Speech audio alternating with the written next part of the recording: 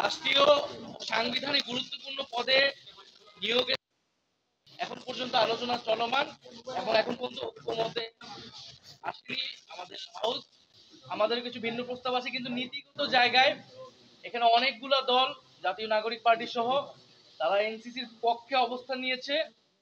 অর্থাৎ এই যে গুরুত্বপূর্ণ কমিশনগুলো রয়েছে বা প্রতিষ্ঠানগুলো রয়েছে, নির্বাচন, প্রধানত নির্বাচন কমিশন নিয়ে অনেক আলোচনা। বিগত সময় আমাদের অভিজ্ঞতা আমরা জানি এই নির্বাচন কমিশন বা এই ধরনের গুরুত্বপূর্ণ প্রতিষ্ঠানকে কিভাবে দলীয়করণ করা হয়েছে তার নিয়োগের মাধ্যমে। ফলে নির্বাচন কমিশন, দুদক, পিএসসি অথবা মানবাধিকার কমিশন, এই কমিশনগুলোতে কোনোভাবেই আগের যে আইন, আগের যে সিস্টেম, সেই সিস্টেমে নিয়োগ আমরা সমর্থন করি না। ঐক্যমত্য কমিশনের পক্ষ থেকে একটা প্রস্তাবনা রয়েছে, আমরা বলেছি যারা বিরোধিতা করছেন তাদের কাছে যদি এর বিকল্প কোনো প্রস্তাবনা থাকে অ্যাড্রেস করতে হবে যে এই কমিশনগুলো যাতে নিউট্রাল থাকে, দলীয়করণ না হয় এবং রাষ্ট্রের সবার আস্থা যাতে এই সেই বিষয়টা যাতে নিশ্চিত করা হয়। সেই আলোচনাটা এখনো চলমান এবং আমরা আশা করি যে সবাই আমাদের যে জুলাই গণ অভ্যুত্থান এবং আমাদের যে গণতান্ত্রিক রাষ্ট্রের আকাঙ্ক্ষা, সেই আকাঙ্ক্ষার প্রতি শ্রদ্ধাশীল থেকে আমাদের ভবিষ্যৎ বাংলাদেশ নতুন প্রজন্মের প্রতি সবাই চিন্তা করে আমরা যার যার দলীয় অবস্থানের বাইরে এসেও আমরা জাতির সাথে একটা ঐক্যমত অবস্থায় পৌঁছাবো।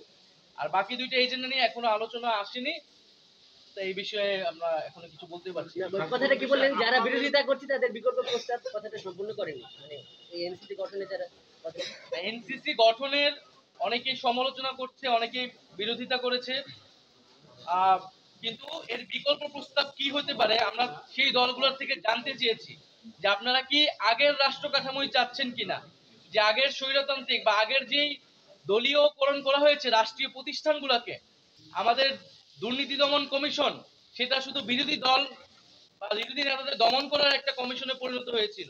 আর আরেকটা বিষয় যারা বিরোধিতা করেছেন তারা বলার চেষ্টা করেছেন যে এটা এক্সিকিউটিভ বিভাগকে বা প্রধানমন্ত্রী ক্ষমতাকে অনেক প্যারালাল কোনো অথরিটি করা কিনা। আমরা এটা পরিষ্কারভাবে বলেছি, আমরা অনেকগুলো দল বলেছে যে এটি ভাবার কোনো কারণ নেই, কারণ এক্সিকিউটিভের দায়িত্বই না যে এই কমিশনগুলোতে কারা নিয়োগপ্রাপ্ত হবে, বরং এই এক্সিকিউটিভ যার প্রধান বা প্রধানমন্ত্রী যে এইভাবে ক্ষমতার চর্চা করতে, সেটা অন্যায্য এবং অগণতান্ত্রিক। সেই সিস্টেম, সেই সংস্কৃতি থেকে আমাদের সরে আসতে হবে। সেটার জন্যই গণঅভ্যুত্থান, সেটার জন্যই সংস্কার, সেটার জন্য আজকের এত আলোচনা। আমরা আমরা যখন কমিশনের সাথে আলোচনা গিয়েছিলাম, আমরা বলেছিলাম যে সশস্ত্র বাহিনীর যে প্রধান এবং অ্যাটর্নি জেনারেল, এই দুইটা বিষয় এনসিসির আওতায় থাকা উচিত না, এটা সরকারের এখতিয়ারি থাকা উচিত আগের যে সিস্টেমে ছিল। এবং প্রধান উপদেষ্টা, অন্তর্বর্তী যে নির্বাচনকালীন সরকার, সেটার ক্ষেত্রে প্রধান উপদেষ্টা এনসিসির ভূমিকা এখানে যুক্ত করা হয়েছিল।